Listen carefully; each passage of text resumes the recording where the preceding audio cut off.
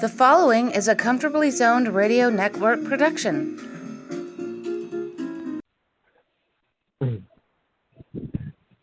Hello, everyone. Welcome to Comfortably Zoned Radio Network. I'm Rob Deininger, and I'm here with Jack Degraw, and as always, we're talking Yankees baseball. How you doing, Jack? Good. How are you tonight, Robert? Not too bad. Did you catch that Field of Dreams game? Yeah, I mean, that was like one of the best baseball memories I think I've ever seen. I mean, that was something I'd like to have been to. That was really, that was magical, except for the ending. Yeah, I mean, that was cool how the players walked out through the corn. And I mean, it really was like a Hollywood script. The only problem was they had the White Sox winning on a walk-off homer, not the Yankees. But it was an entertaining game, and I'm glad baseball is going to continue to do it. Yeah, I mean, when Anderson rounded third after hitting the game winner, the fireworks coming out of the cornfield, and I mean, I think the players even got a big thrill out of it. It was really something special. It was like a little league game for big leaguers in a way. It just had that look and feel to it, but it was just something special about it. It was really cool to watch. Yeah, and I mean, another great thing MLB did, and they haven't done a lot of it lately, but they were even showing, like, on YouTube, like the White Sox batting practice and the Yankee batting practice. I think they should do that more often. I mean, and like I say, the players even were having a great time, and just seeing Kevin Costner coming out, it was just, it was really a magical moment. It was like the way baseball should be. And I just can't believe it was 30 years ago that movie came out. It just reminded me how fast time goes by. I can remember that movie as a kid. Yeah, I mean, it just flies by, and it was a great movie, and I think they're going to play every year, and I hope they have some minor league games there, and just they're going to upkeep the field, but I just hope they use it for college baseball and minor league baseball too. Yeah, and even though the Yankees lost that game, that right now they're only 3 games behind the Red Sox for the second wild card spot. And considering all the guys on the IL, that they're actually they're really lucky and still in a good position to make a run at the wild card spot at least. Yeah, I mean, it goes back to like they've blown like 7 or 8 games, like in the 8th and 9th inning, and if they don't make the playoffs, that's going to be, I think that's going to be the factor right there. Yeah, and we were talking off there. The Yankees were, hoping to have Sebi back soon, and he had to pull himself out of a minor league game yesterday, or he was supposed to start, and he took himself out, telling the coach something's not right with his arm. And I saw the video of it, and he when he threw it, he missed the catcher, and he was swinging his arm like he was trying to shake out a shoulder and his arm. And the minor league manager, he said it wasn't serious, but he said Sevy said something doesn't feel right. And, and the fact that the Yankees are sending him for an MRI in New York and calling it tightness, but not pinpointing where the tightness is, it's worrisome, and I don't think we might see. I have a feeling we won't see Sevy anytime soon this year. No, and I mean, even when he comes back, Robert, there might be just making him a relief pitcher, instead of throwing 3-4 pitches that put a lot of stress on the arm. Maybe just have it he could be a reliever and throw 2 pitches, and it might not be as much stress because at this point, you don't know what you're going to get out of him, and they haven't got much out of him since he's, they signed him with a big contract. He hasn't hardly pitched in a couple seasons. Yeah, they gave him that 4-year, $40 million contract, and I think we've only gotten a couple starts out of him since. Yeah, and I mean, I just think even if he comes back next year, it might be just as a reliever. Yeah, and Kluber did make his first rehab appearance. He got rocked. He gave up 5 runs in an inning and a third, but it was his first game back since pitching in earlier in the season. So he's making his rehab assignment, and also Clarke Schmidt's been pitching, and they say his stuff looks good. So if he can shake the rust off, and Kluber can get through his assignment without any setbacks, they're two pitchers that could be on the Yankees roster in the coming weeks. Yeah, I think Schmidt is a little ahead of Kluber. I think he's been pitching in games for 2 weeks. Kluber, I don't worry about the starts in the minor leagues as long as he's out there and they're just working on things. They're not really going 100%. They're just trying to throw pitches and just get up to the big leagues. Yeah, and right now we're missing Garrett Cole, Jordan Montgomery, Gary Sanchez, Gleyber Torres, Anthony Rizzo. Most of them are on the COVID IL. Torres, I think, has a thumb injury, but they're missing a lot of their key players, and the fact that they're still scratching out wins, it's good. So hopefully, if we can get some guys back soon, we can make that run at the wild card. Well, you were telling me off air that Monty and Cole, they threw a bullpen today. Yeah, they both threw a bullpen. I don't know if it was in Somerset or I think it was in Somerset. They threw a bullpen session, and the Yankees hoping to have them back, I think, towards the end of this week or at the beginning of next week. So that's a good sign that they're feeling good and they're ready to come back. Well, you don't ever want to see what happened to him, but I think in a way it might be good to, have a week, 10 days off and save some wear and tear on the arm because, we keep talking about, last season, they really didn't throw too many innings and, maybe not being able to throw 10 or 15 innings might save him for later in the season. Yeah, and also Chapman's, is he on the COVID IL or is he hurt? I forget which one. It's so confusing with all the guys that have been on the COVID IL this year. He had some, I think, shoulder issues because the last game he saved, I think it was against Kansas City, and he threw like 31, 32 pitches, and there were only 14 were for strikes. And the interesting thing is most of them were, off-speed pitches. Yeah, okay. A slider. And even his fastball that night wasn't even hitting 98 miles an hour. So that's usually the case with him. When he's having some trouble with his arm, he don't throw as many fastballs. Yeah, and they were using Zach Britton to close out games, and after the game he blew to the White Sox at the Field of Dreams, he went to Boone and told him that he doesn't deserve to close out games and somebody else should have an opportunity. And Boone said today he'll Britton will be in the mix, but he'll go with Green or Loaiza. And tonight they brought in Loaiza in the sixth. So if the Yankees have a lead late, they'll probably bring in Green tonight at the end. But Britton's really struggled this year. Yeah, he hasn't looked good all season, and even last year, I think he struggled a little bit. It looks like his velocity's down, and he was injured, so maybe he might not be 100%.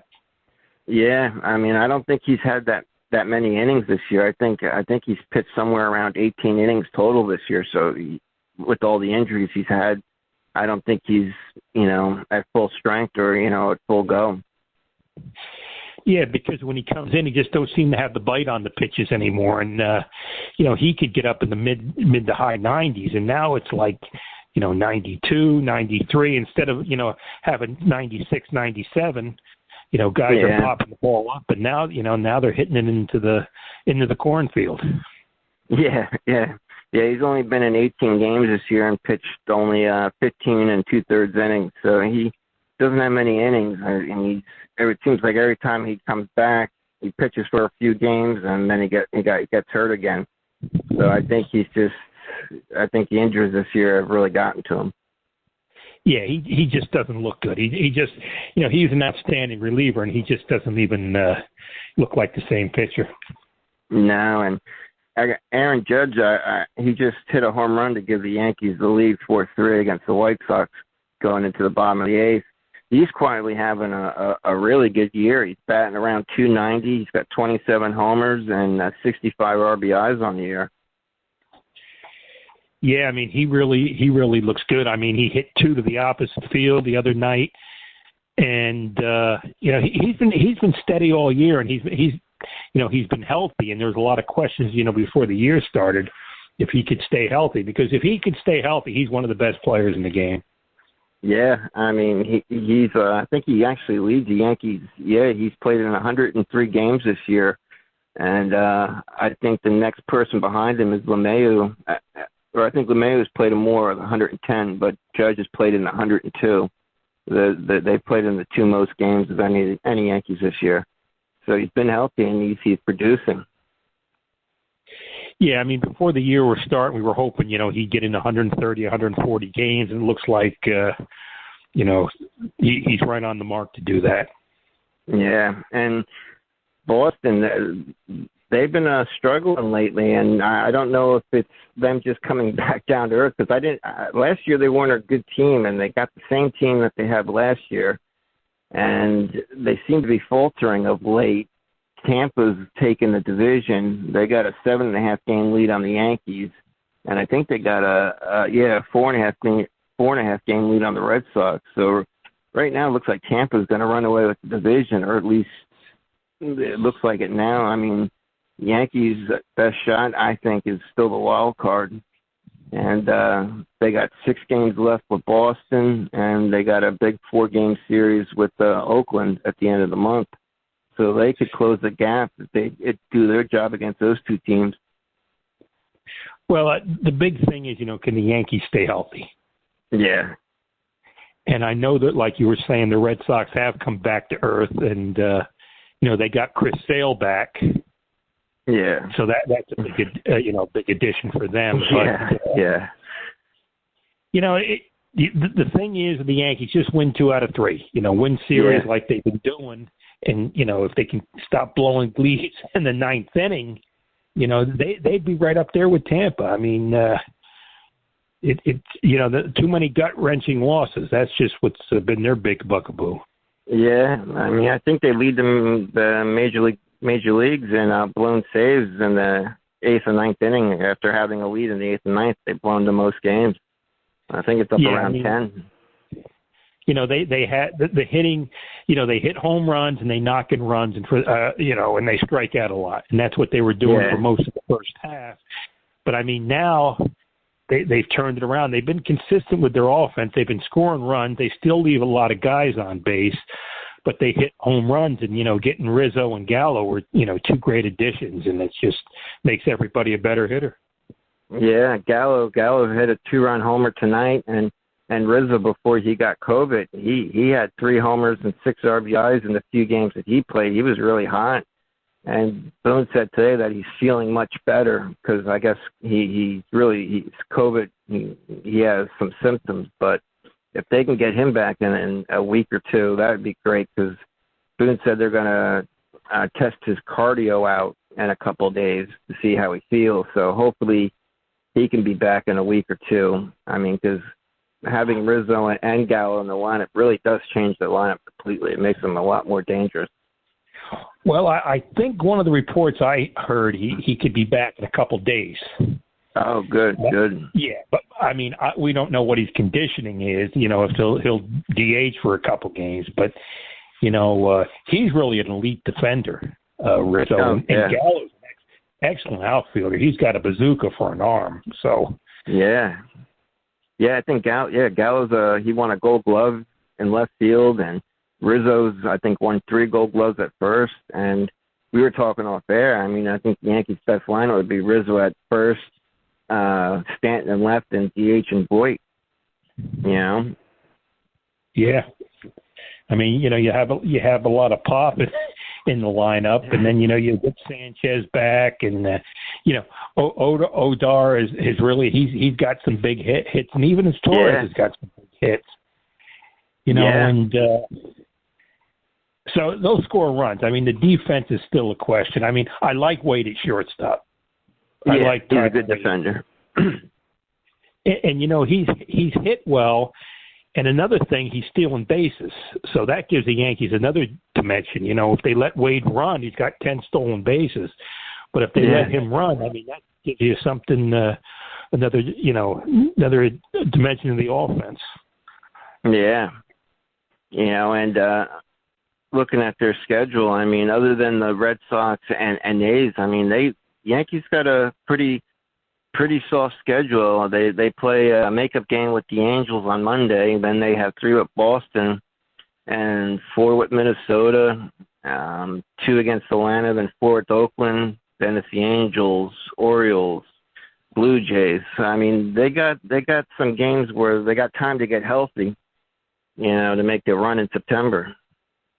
And they just got to keep eking out wins. Well, I mean, like a month ago, we were hoping if they'd win maybe 85 games. Now it looks like they could win maybe 90, 92 games. And if you can do that, that should get you a wild card spot at least. Yeah.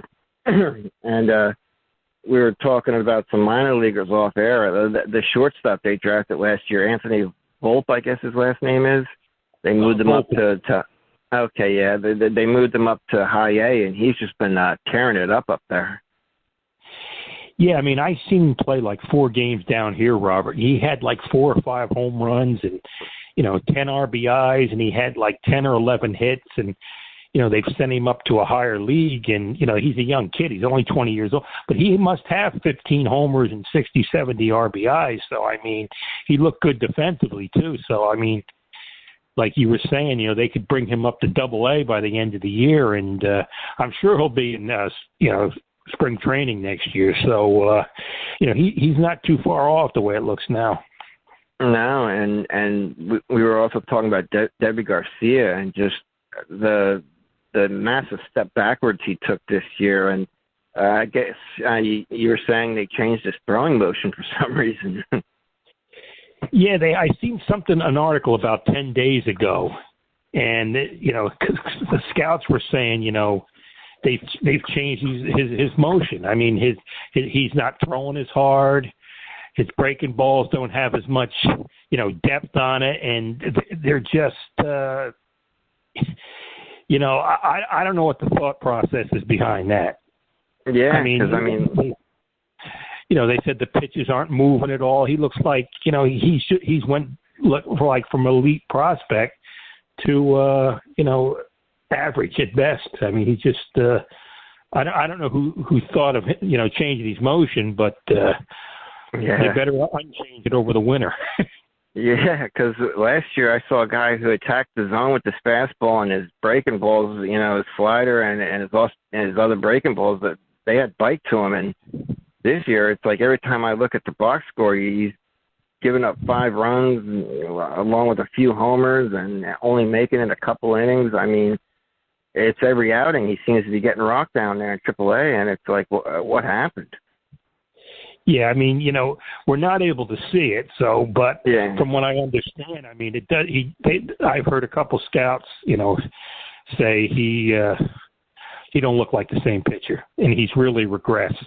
And you can't do anything during the season, but hopefully, he'll get down here to the instructional camp, and they'll work with him over the winter, and getting back to his motion. I don't know why they would change it.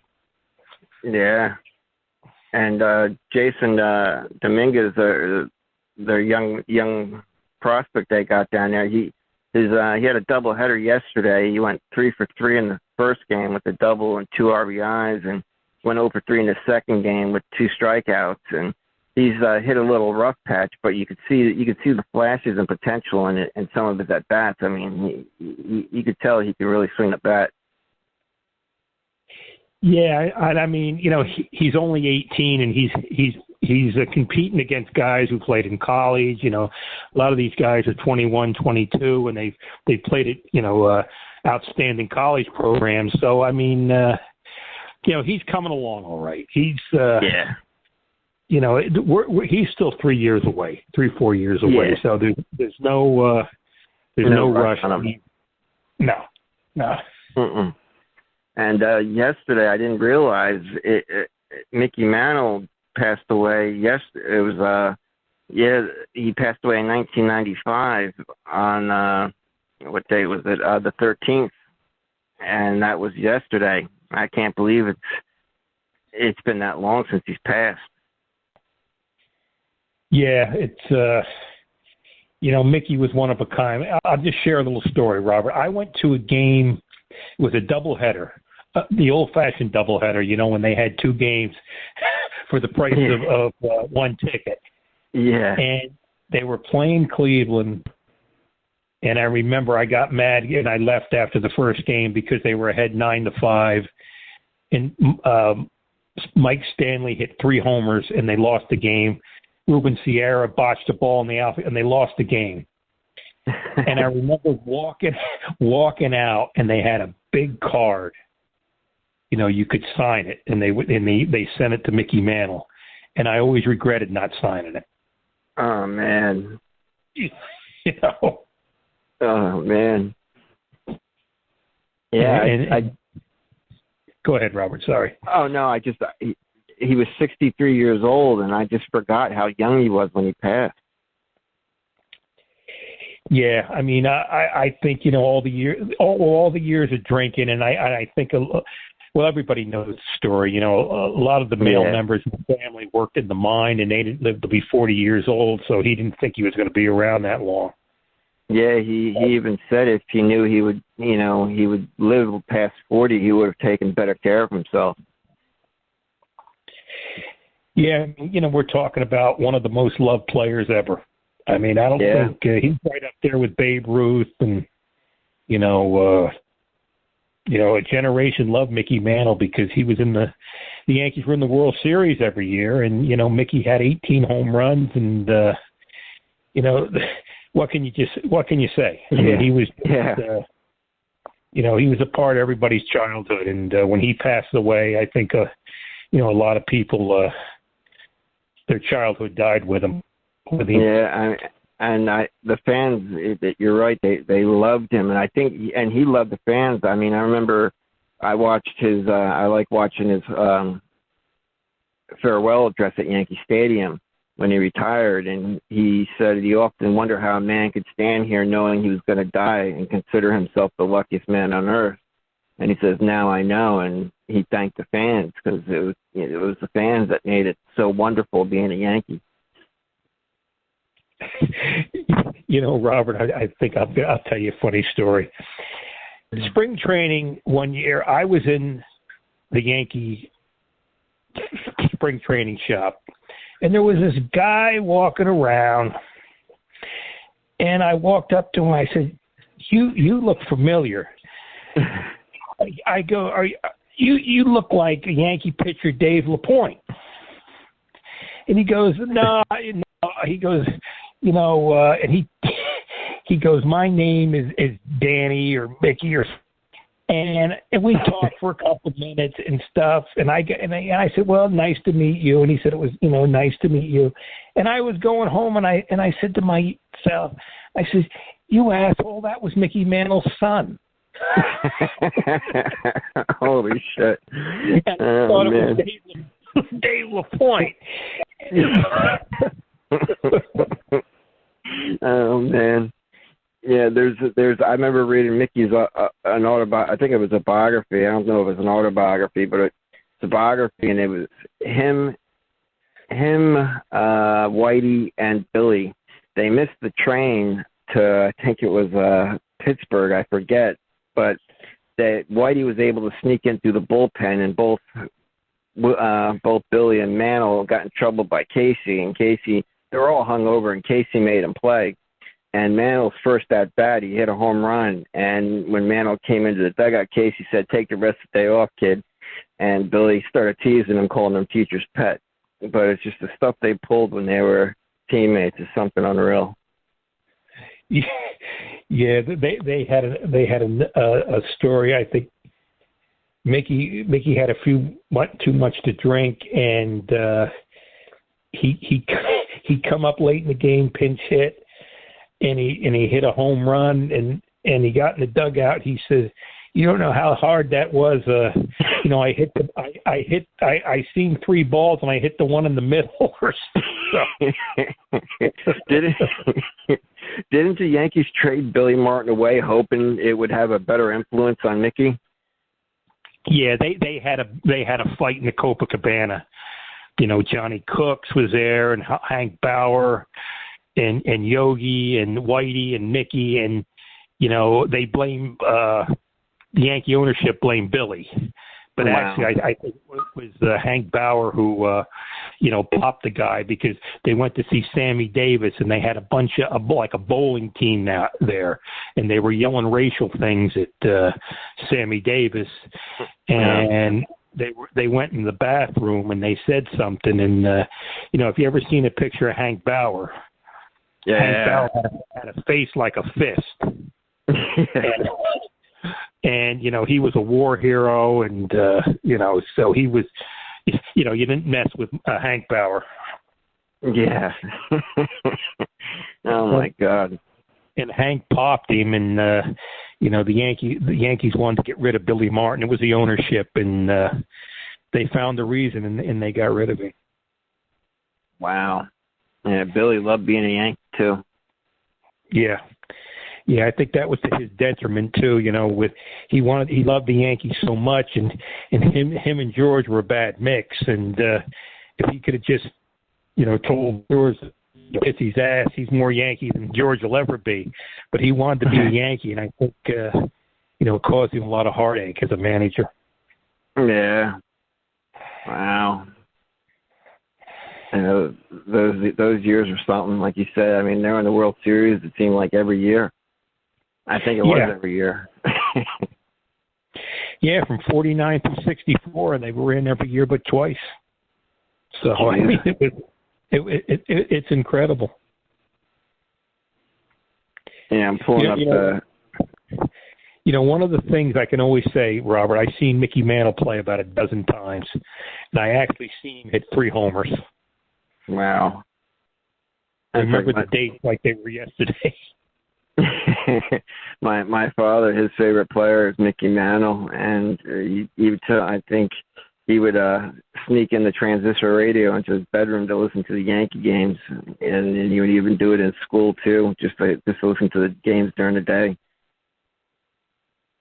Yeah, I remember I used to do the same thing, Robert. I'd always had my radio with me, and I'd have it on my bicycle, and it'd fall off the bike, and it got to the point where it was just the guts of it with the 2 batteries and the black tape wrapped around it.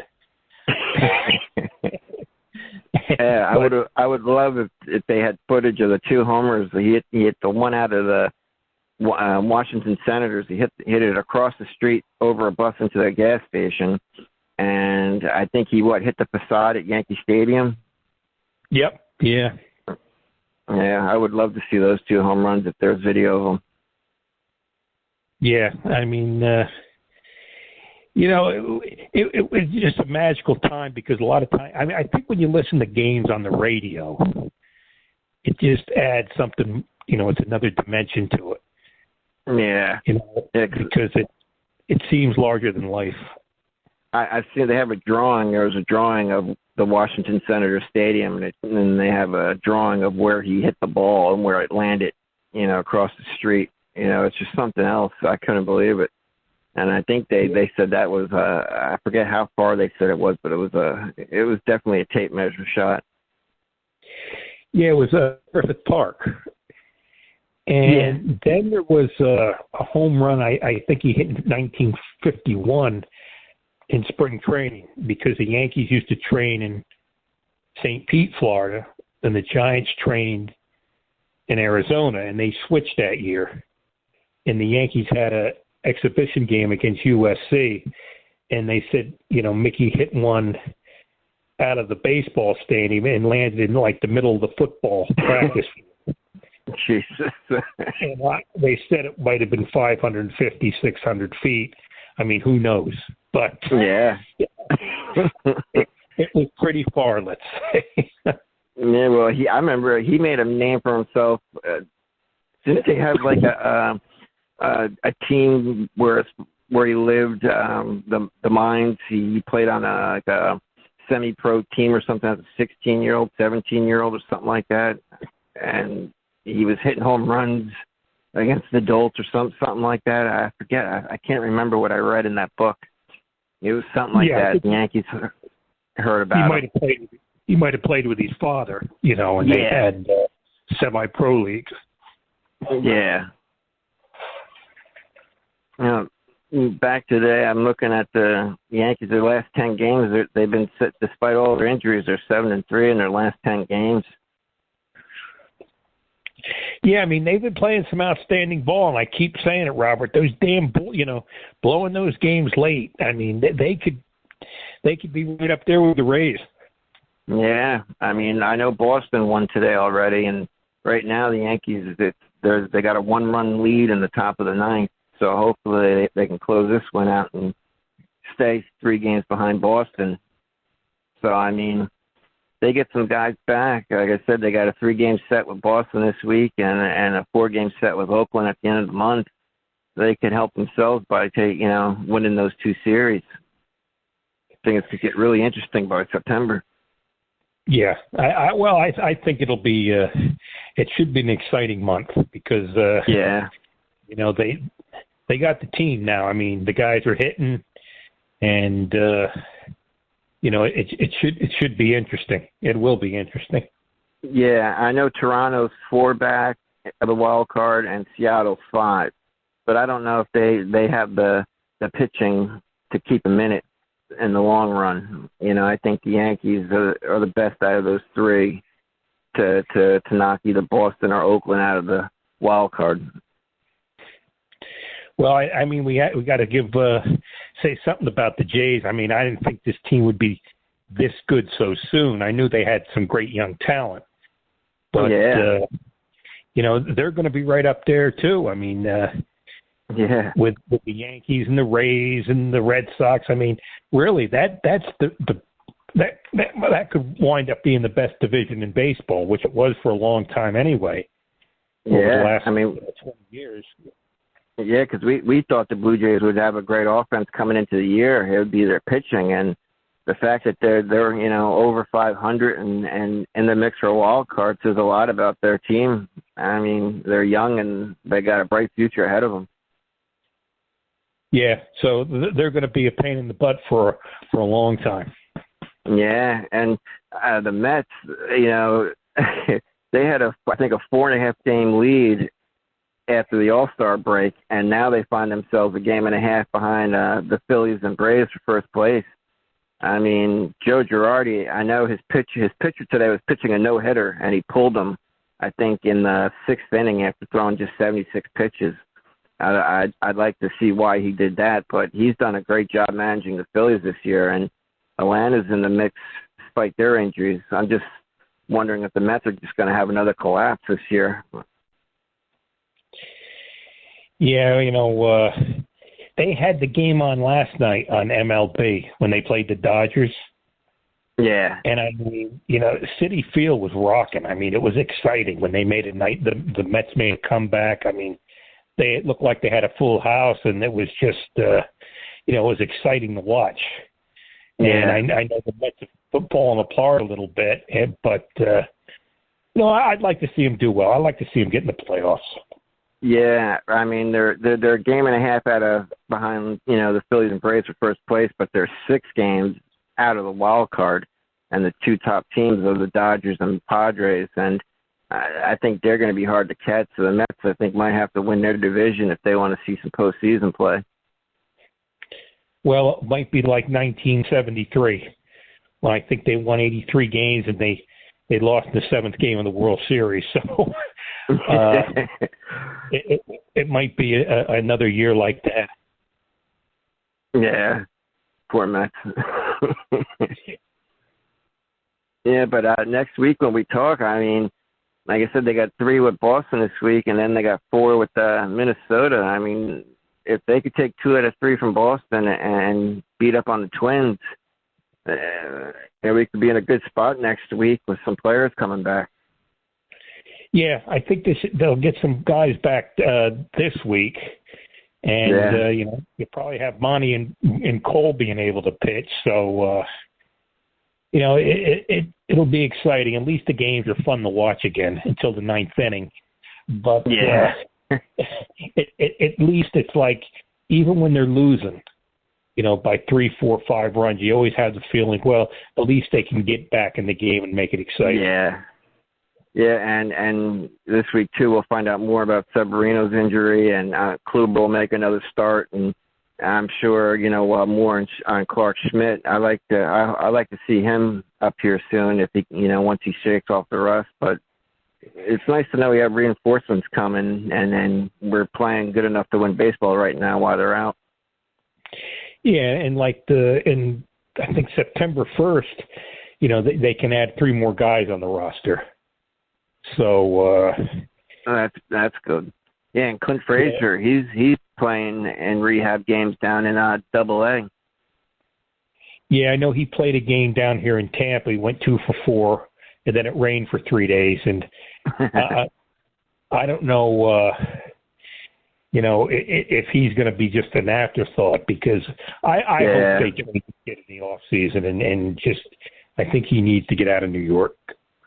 Yeah. I like to see both him and Miguel Andujar get a fresh start somewhere else. It'd be nice to see them. I think it'd benefit their careers to get out of New York. Yeah, I mean, I haven't heard anything about Andujar. Yeah, either have I. I don't know what's going on with him. Yeah. Well, you want to do this again next week, Jack? Yep, sounds good, Robert. Okay, and all our listeners, we'll see you next week. Take care, Robert.